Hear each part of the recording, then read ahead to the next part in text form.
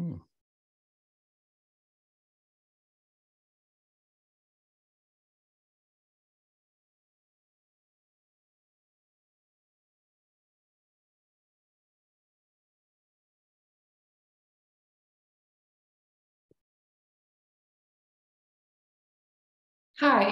good evening and welcome to VIEW. Thank you for joining us tonight. I'm Kelsey Lynn Mayo, the new exhibition manager. I'd like to invite you at the end of this talk to join us at the Q&A below on the Zoom. That will happen near the end. Tonight we are speaking with Jack Elliott, originally from Alberta, Canada. Jack Elliott is VIEW's current solo artist featured in the Eco Gallery. He resides in Ithaca, where he's an associate professor at Cornell University. He teaches studio design and research on environmental issues in the built environment. Jack's work is not only influenced by nature he grew up in, but by his time on his bachelor's degree in physics and his minor in sculpture from University of Alberta, as well as 2 master's degrees, one in architecture and one in product design, both from the University of Calgary. I'm excited to turn it over to Jack, where he will start by talking about the title of the show, Precaria, Disturbance and Dislocation, Sculptural Works by Jack Elliott. Thank you, Kelsey. Welcome, everyone. Thank you for inviting me. It's a pleasure to be here tonight. Talk about the work that I have on exhibition at the VIEW in Old Forge. So the title of the show, Precaria, is a Latin word, of course, relating to things being unstable or insecure. And this comes from a tradition in my own work where I title my work using Latin words. As botanists use Latin to describe and define the various species that they catalog, I use Latin in a similar way to define and entitle the work, but I try to use Latin terminology that you can recognize in the English language. So precaria is a Latin term, but you understand it relating to something being unbalanced. The reason I use this is because this is the situation we find ourselves in the biophysical world. There's no single discipline in the biological sciences that is not concerned with some kind of dislocation or disturbance in their field. And so it's all around us. It's affecting us every day. And so this is part of the reason I do this work. The sculpture is a form of outreach to talk about and raise awareness about environmental issues as they are experienced by our forests. Of course, in the Adirondack, the forests are super important to the life, livelihood, and culture of the place. And to an untrained eye, the forest may look fine, but to a trained eye, there's a lot of things going on that are problematic. And some of those things are talked about through my work. So we can drop down to the first 2 pieces that you can see under the title. These are works of Canadian yew. And so the Latin term for yew is taxus. So these are taxus. And this work, like all of my work, comes from tree parts that are harvested on Cornell campus for the most part. So these are trees that are grown in an urban environment. They often flourish without competition. They may be introduced, some are native, some aren't. And I get a hold of them when they're removed for either issues regarding disease or construction. So this is one of the first pieces of wood that I was able to obtain from Cornell when I first started. almost 25 years ago, but the pieces have been hanging around, and it's only recently that I actually finished them off. Yew is known for being incredibly tough and slow growing and long lasting.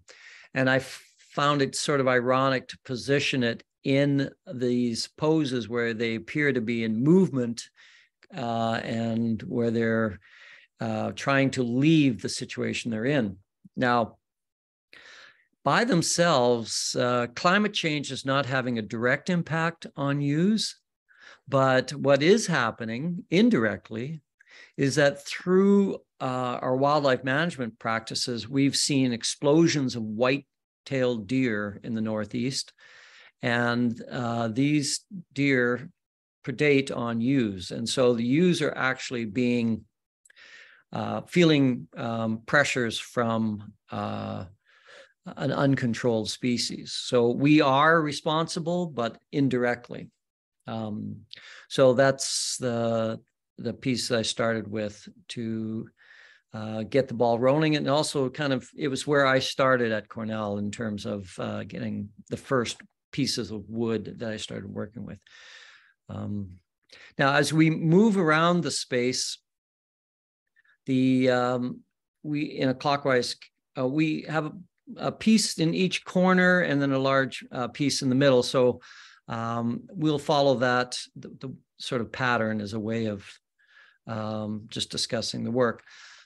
This particular piece came from one of the largest deciduous trees I have ever encountered in my time in the Northeast. It was a large shagbark hickory that had been blown down in a freak storm, but it was alive, despite it being completely hollow in all the way up about 20 feet.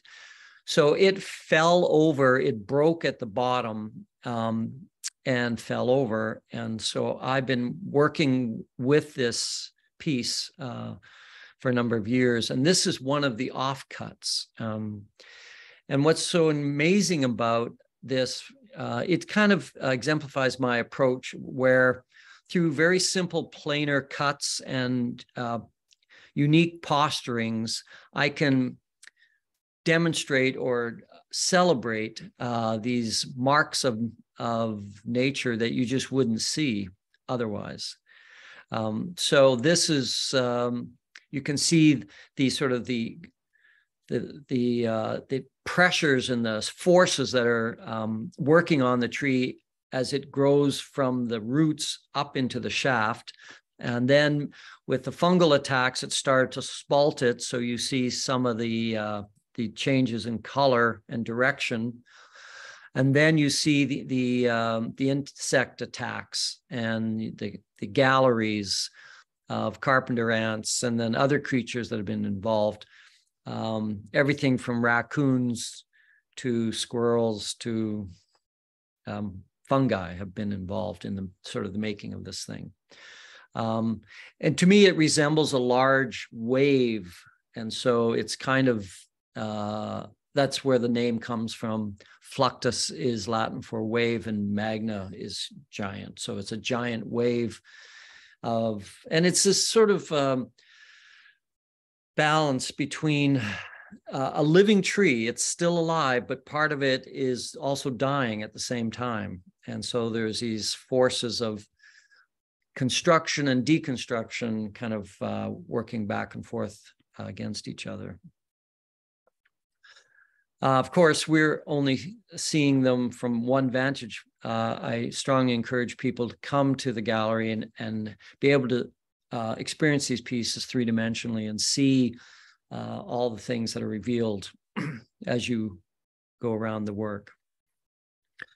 Okay, so as we swing around, some of the work that I've done comes about through my own research at Cornell, and the sculpture is a form of creative scholarship, and what we try to do is use the investigations that inform the sculpture as part of my research. So This piece we're looking at here is called Urbis. This is a large piece of red oak that was cut off of a 4-foot diameter trunk. And what it is what we call the hinge. This is the part of the tree that is left. The tree is cut on purpose so that it falls in a particular direction. The tree will fall perpendicular to the axis of the hinge. And so what happens is you cut with your saw or your axe, you cut these notches, one slightly above the other, leaving this long rectangular piece of the original tree. And that ensures that the tree falls in the direction you want, and you have some control over how it comes down. What happens is as it starts to fall over, these fibers that are incredibly strong that have been holding the tree up tear out. It's this sort of catastrophic rupturing of these things. And when you zoom in on them, they have an uncanny resemblance to a cityscape. As I just came back from New York, and I was surprised at the number of pencil high-rises are now filling the air around Central Park. And that's what many of these have, the same aspect ratio. So there's a kind of irony that this landscape, this micro landscape that's created harkens to its ultimate destination, because the wood from this tree will end up in furniture or flooring for buildings in the city. So this kind of irony was something I felt like, I thought it was kind of interesting to think about it, and to, when you are in the city and you look at an oak floor, think about, okay, that actually was a living material, a living entity that grew in a community somewhere nearby, maybe. And so it starts to raise these questions in reverse. So that's Urbis. It's quite amazing piece to see up close when you get a chance. Now behind it, on the wall, we have another piece that's related to my research, and it's also related to the use of wood products in the built environment. This was research I undertook through a residency, an artist residency in Tasmania, where I did a panorama, an inverse panorama. So I went all the way around the tree looking inwards rather than looking outwards. And so this is one long shot. This was a gigantic blue gum eucalyptus, just incredible tree. Fortunately for this tree, it's in a small state park. In fact, it's called the Big Tree State Park. But unfortunately, many of these trees are being harvested. And when I first heard about this, I thought, well, logging is a legitimate industry. If it's well managed, it can be sustainable. And I'm sure with a tree like this, they're using this wood for some very high-end applications. Why would you cut down such a large tree if it didn't have lots of value? Turns out these trees are being cut down and shredded in Tasmania and then shipped to China for toilet paper. This would be like going into the Sequoia National Park and cutting down those trees and making matchsticks. I mean, it's unbelievable, and nobody really seems to know about it. So I did a project there called Paper Trees, where I was trying to give a voice to these incredible specimens and kind of showcasing what they do and what they offer to the world. They grow very fast. They have a unique fiber. In fact, it took a while before scientists could figure out how to ultimately pulp them to make paper with it, but they did develop that. But they're incredible specimens. So lucky to have witnessed and appreciated that. So that's what this scroll is about. And it kind of ties in with the Urbis because, again, it's wood products in the built environment. All right, so as we roll around the room, we come to another interesting piece and as you can see, most of my work, I allow the tree to do majority of the talking, and I intervene minimally. I intervened enough to allow it to be positioned a certain way or to have certain attributes focused on. In this case, this piece is called Torquio, and it's a black cherry. And this cherry is also from Cornell campus. It was in a part of the campus that is left wild. There are trails going through it. And so one day I was walking on these trails and I saw this beautiful big cherry tree that had fallen over. But it hadn't just fallen over in a normal sense. It had actually broken about 6 feet up the trunk. This perfectly virile, mature cherry just broke like a matchstick and was still attached. And first of all, I really love the sort of the connection between the two and the relationship. It turns, I tried to harvest the piece with its root ball, but this piece came off. It couldn't stay attached. The weights, the masses were too great. But what it did have was this tremendous writhing and this turning as it's falling. And if you look down at the bottom, you'll notice some, if you get down towards the base, you'll notice some white streaks. And those white streaks are actually a soil fungus that has become more aggressive lately due to climate change. And it is a telltale white. There you can see it on the left part of the screen. So what I did is that everything that was rotten, all the wood that had been rotted by the fungus, I painted white. So on the left, you can see the linear streaks, and on the right, you can see the consequences of its metabolic process. It actually, so the tree was being eaten from the inside, even though it was alive from the outside, and that's why it broke. And originally, this was going to be a memorial to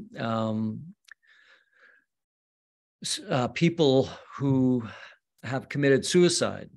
And somebody was going to sponsor this project, and with the idea that something can look completely whole and healthy on the outside, but things can be going on inside that are unseen and lead to a catastrophic end. And so that was sort of the backstory to this project. And then when that ended up not happening, I just kept going with the piece and seeing what it became. And the way that the piece splits and the way that I've cut it, it almost looks like a person with, you can see a bipedal aspect to the piece at the bottom, and then it goes up and becomes the tree as it turns. I guess that's one of the things that climate change is how it's impacting our forests in ways we can't see, but is having a major impact on the usability of the timber once it's down, and just on the health of the forest in general. Okay. Then as we swing around, opposite the two pieces under we saw at the beginning, this is another pair of pieces. This is similar to the Urbis, where you see the hinge, but now you see both pieces and you see them as a one and the other being positive and negative. So the whole of one, you can see the actual material of the other, and they're frozen in this moment of parting, this fracture. And of course, I cleaned up and where the chainsaw cuts are. So my modus operandi is typically high contrast between natural, which I scorch black, and the finish, which the human intervention, which I typically bring to a furniture finish, even though it's still a tree and even though it's cracking and moving. And then I have the contrast in tone. And so there's a contrast in tone, contrast between spontaneous and intentional, geometric and natural. And those kinds of juxtapositions are basically how you could sort of describe the work. So it's getting you to look at something that happens every day. A tree comes down. But it actually, there's, even though in some cases that's a loss of life, there is also something kind of beautiful in that as well.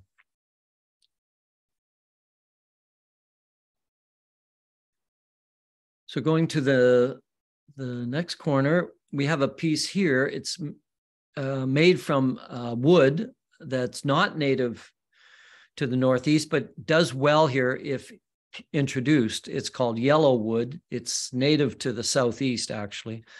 And it's characterized by having this incredible yellow wood.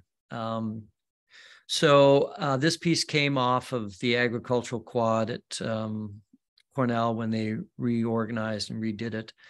And I wanted to do a piece that showcased this color. I also wanted to reduce the amount of shrinkage and the cracking that comes along with the shrinkage. So I removed a core from the center of it. And so it kind of reminds me of, because of its color and the circularity of the outside and the inside cuts, I call it Sol, which is Latin for sun, S-O-L. And it also talks about kind of an absence, a negative space in the middle, sort of an immateriality. And many cultures around the world believe, including the classical cultures, they had this idea of a dyad, these gods or spirits that lived in the trees, and they often lived in the base of the tree. And this is where their home was in the middle of the tree. So there's this double entendre of soul, S-O-L, and soul, S-U-L, the soul of a tree, the spirit of the tree. And in some cultures, those spirits were understood as actual entities that they would worship. So that's kind of the thinking behind that. All right. Now, on the opposite wall, I took some of the panoramic shots, some of the stills, and blew them up and made these panels where there's lots of color and texture. These panels are approximately, I think, 3 by 5, something like that. Just under that. And but this time, rather than being all stitched together, you see the single shot. And every shot, on the left-hand side, you'll see the edge of the tree and the background behind it. And so you can see the fern trees that are part of the understory of this jungle in Tasmania. And so the idea here is just to dwell on each of these facets for a moment. I should say that the proceeds from the sale of these go to the Australian Wilderness Society, who have been active in trying to protect these trees. And even though some of these trees are in national parks and are considered UNESCO World Heritage Site, there has been logging permits being allowed for many of these giants to be destroyed. that's something that's an ongoing struggle, is how do you balance these contrasting pressures, the need for employment and commerce, but also how do you do this in a sustainable way so that it can be maintained for generations. Okay, and then that should bring us around to this last piece, which is kind of a different one. This piece is made from Cuban mahogany, and Cuban mahogany is now extinct in Cuba. It's native to the Central American parts of the Western Hemisphere. It was used for the Spanish Armada. It's an incredible wood. It's called the king of woods. It's easy to carve. The grain is fine. It lasts a long time. It takes an incredible polish, but they're gone, right? I actually visited Cuba and found a stand of remaining Cuban mahogany trees. It's in a state park. There's 4 of them, a matriarch and 3 of its offspring. But it turns out the Spanish missionaries who left Cuba for the West Pacific took some seedlings with them, and they planted them in a number of West Pacific islands, such as Palau and Fiji. And so today there are some commercial stands of this wood. Now, because it's a critically endangered wood, it was very difficult to get this wood into New York. It took 2 years, and I was able finally to get a large piece that I pulled out of the jungle myself on one of my sabbatics. And so this is one of its offcuts. And it's sort of celebrating, it's not this idea of decay, but also this incredible life that comes along with it. This particular root ball that I had, tropical trees have very shallow root systems, and instead they develop buttresses. So these buttresses create forms that when you cut through them, they produce star-like figures. And so here you see 2 of the buttresses fully formed, and then the rest is gone. But it does take on this idea of an individual. You can almost see a figure in the piece. I happened to choose a piece that had 5 buttresses, and the original wood that this came from is totally intact root ball, about 8 feet in diameter. This just happened to be one of the cuts that came off of it. But what it does speak to is this idea of diaspora. And it's a concept we normally just associate with the human condition, but it's also something that can be found among our trees even. So these trees no longer thrive in their native habitat, but they are thriving in new habitat. Is it an invasive species? No, it's not that successful. They grow well where they're planted. They're not taking over and removing other or outcompeting other species. But it is a case where through human intervention, we're changing the demographics of other living things. So, yeah. Okay, and last but not least, I was wondering if I could ask a question about this one. Sure. I was just wondering, when you have sculptures like this that are balanced, how are you deciding where that balance point is, and how are you figuring that out? Obviously, you have a background in physics, so I'm assuming that plays into it. Yeah, I'd like to tell you that first of all, I do a 3D scan, and then I create a parametric model, and then I run it through the computer to determine where the center of gravity is. But the actual fact of the matter is I have a couple of student assistants hold it up, and then we'll find that point, that tipping point where it's almost could stay if it had a little bit more of a surface.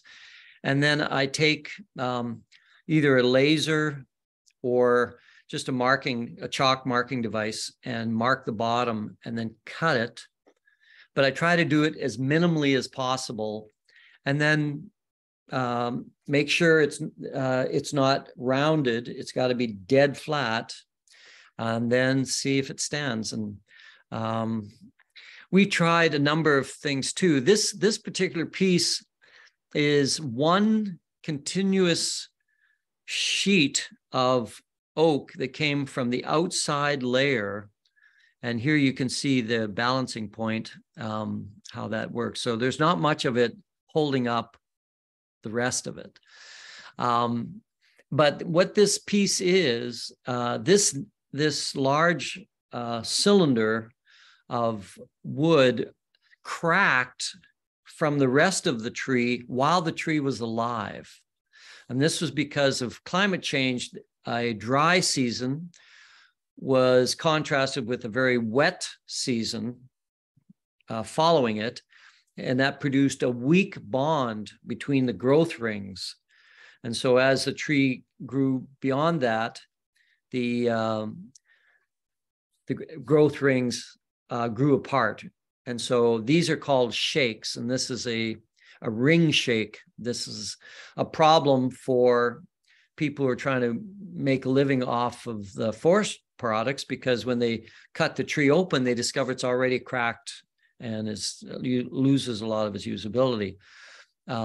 So it's kind of reaching around, it's extending almost in a welcoming way, but it is kind of a problem, and it's something that it's affecting mostly oaks, and a lot of them. It was first seen in England, but this piece came from Cornell campus.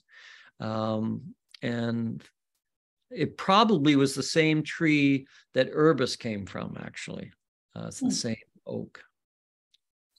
At this time, I'd like to remind the viewers to enter questions into the Q&A format. That'll be very helpful at the end to ask Jack some questions from the audience. As we move out to the lobby where Precaria is, I wanted to ask, usually it's installed in 3 pieces. Mm-hmm. What was the choice of not having the third piece on there? Yes, I have installed it in 3 pieces. So the reason we only did 2 was because when it has that much tree mass, it really needs a lot of space around it to really feel the impact of the stacking.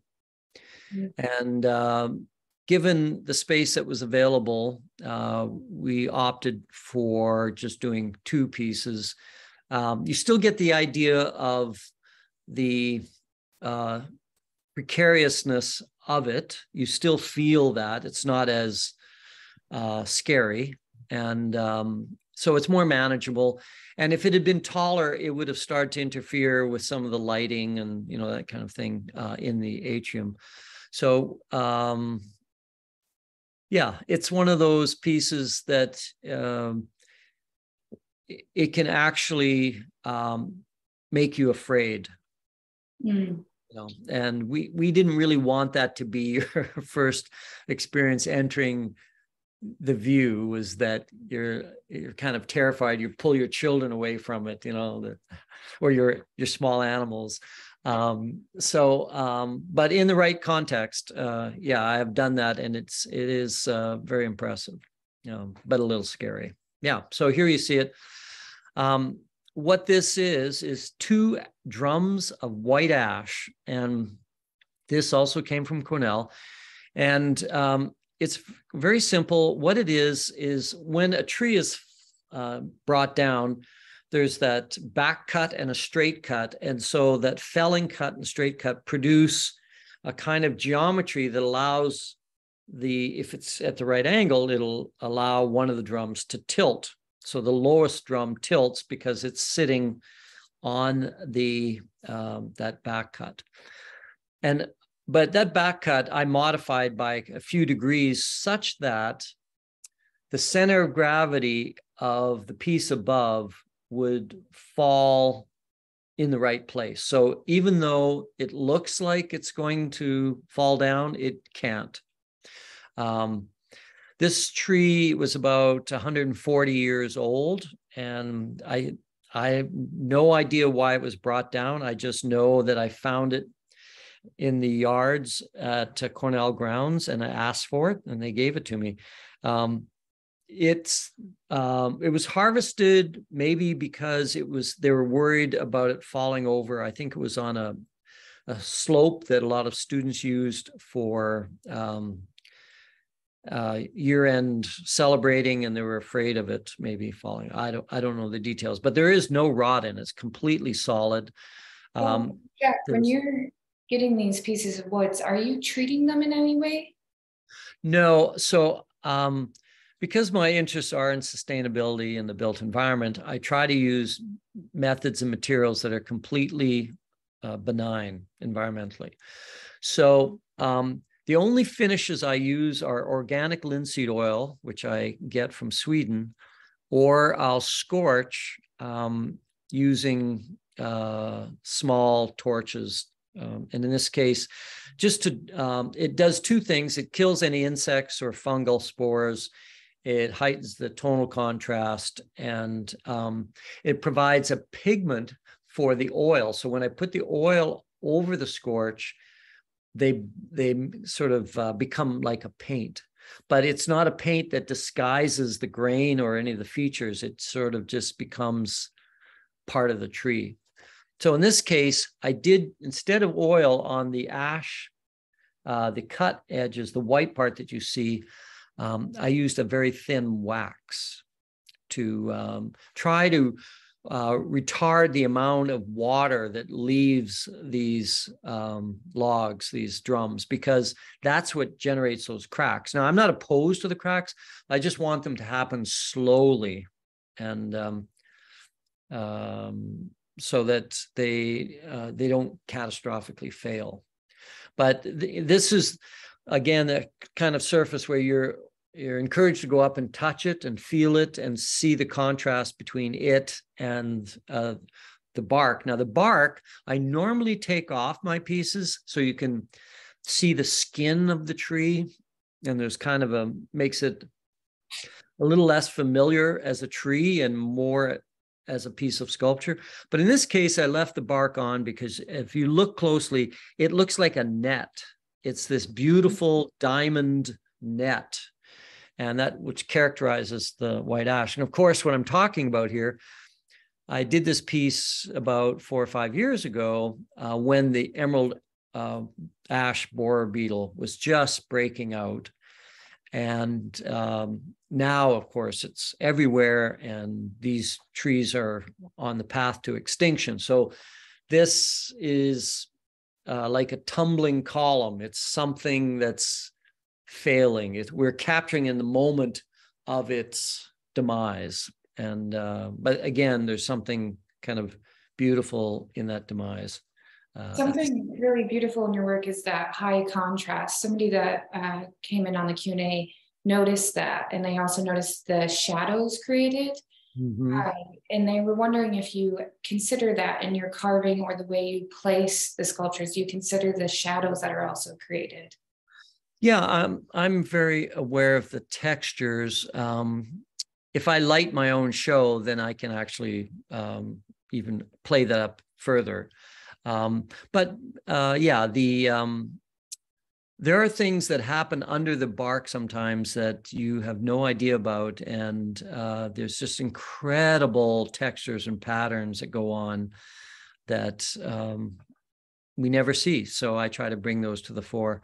The contrast is sort of thematic as well as aesthetic. You know, it's about the difference between my intervention, which is natural, and the natural, which is black, so it's kind of a flip, but it's served me well, and I'm now working on some smaller pieces, but instead of scorching, I'm using urushi lacquer, which is a natural lacquer that's derived from the sap of a small tree in Southeast Asia. So it's a kind of natural lacquerware that seals the wood, and it's one of its primary colors is black, and then the other is red. So I'm always looking for sort of new, ecologically responsible materials that play into this idea of this high contrast. I don't know if you can tell, but that is being held there just basically by its own weight and friction. So there is this kind of scariness to it, and the outer diameter of the top tree coincides with the center of the lower part. Yes, some of these have, or most of them, you need to see them in person to get that impact. Someone on the Q&A here has said, does the one piece actually bend backwards in person? Is it actually shifting backwards? And it does if you are there walking around it. So it's definitely right. It's a commanding piece, and it likes to have a lot of space around it to really use the space properly, but even at this level, just with the two, you still get the effect. You can imagine what a third piece is like. It's, yeah, I have to take out insurance policies when that happens. But but I do really encourage people to come and look at the pieces in person.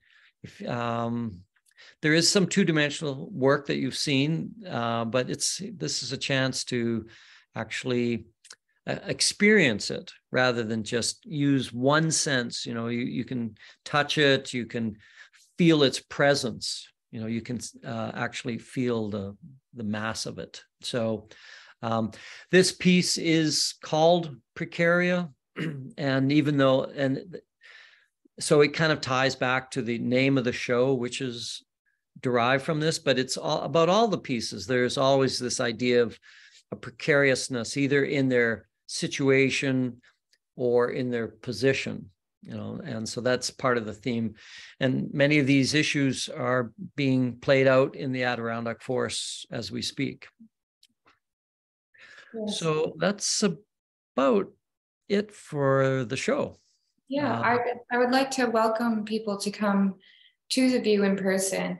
Not only do we have Jack's show until March 25th, we also have 3 other shows, one being Flowers, Trees, and Roots, The Wild World of Plants, Science of Botanical Illustration, Winter Greens and Blooms, which is an interesting show having artists-made ceramics and live plants as well. And these are a great contrast with your show. There's high impact in your show, and then you have this botanical show that is very beautiful and subtle, but airy and calming. Right. Very different moods happening each, and they all complement each other wonderfully. And they are on till March 25th, so it'd be great to have you all come in person. And yes. Thank you, Jack, as well. Yeah, my pleasure. And it was great timing with your other works as well. There's a nice synergy between all the exhibitions. Are there any Q's and A's? We've answered a few of them. I think that's all for tonight. Okay. Well, thanks again for not only putting this on tonight, but for all of your work, for getting the show ready and helping set it up, and all that crazy stuff that goes on then. Yeah, I've had a wonderful time. Yeah, it was wonderful getting to know you guys and learning about your venue and learning about that part of New York. It's for me, it's kind of full circle, because that's where I started my research, was on rustic furniture from the Adirondack region. That's what led me into this kind of sculpture. You can still see the rusticity there. So that's where it all started. Okay, great. Thank you, Jack. Yes, thank you.